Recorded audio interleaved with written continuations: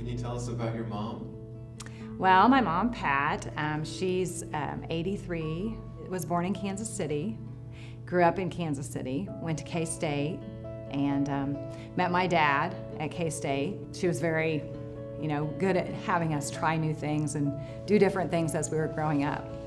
And she liked to do things, and it was great because their marriage was that way where, my dad was working, so my mom would do what she liked to do. She worked some, she traveled a lot. She went to a lot of places. I think she always was a little bit of a history buff too, and she would read a lot of books about maybe places in the Bible. And so she had a real desire to go to Israel and to go to Egypt and places like that. So I think it was things that she'd read about she actually wanted to see. And I think she just wanted to experience that. She was a mover and a shaker, and she liked to get things done. But it became very frustrating for her because she couldn't do it the way that she had always done it before. And, she would call us with frustrations, and then, we could just see that she was, forgetting things more. And so my brother, they took her to the doctor, and I think, they did say she had, dementia.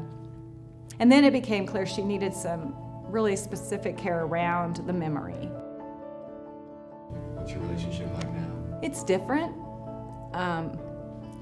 She's still there, but it's a lot different. But I've had to find connections in a different way. She doesn't go out. It really wouldn't be. It's just really not a reality, so we wouldn't go and do a movie or anything, but we look at books and we talk about things that we see in the books. We did make a storybook for my mom, which I think was a really good idea that one of her caregivers gave us, was to write her story in first person, as if she were saying it, and put pictures in there with her picture in every picture so that she could relate to the pictures. And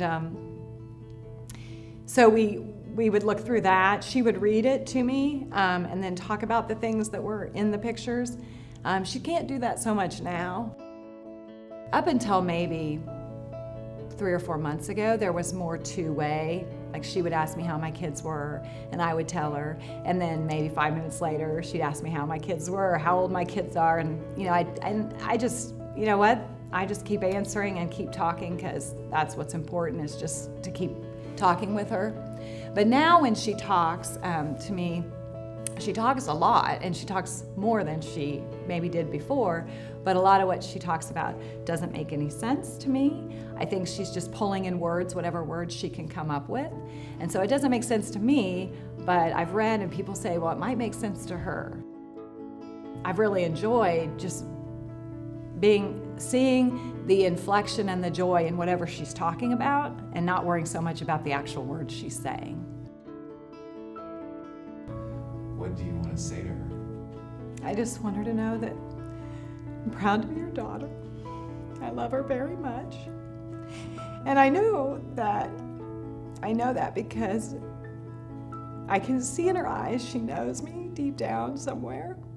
And when I kiss her, she gets a big smile on her face. And she always wants to kiss and hug us, and she loves when we kiss and hug her.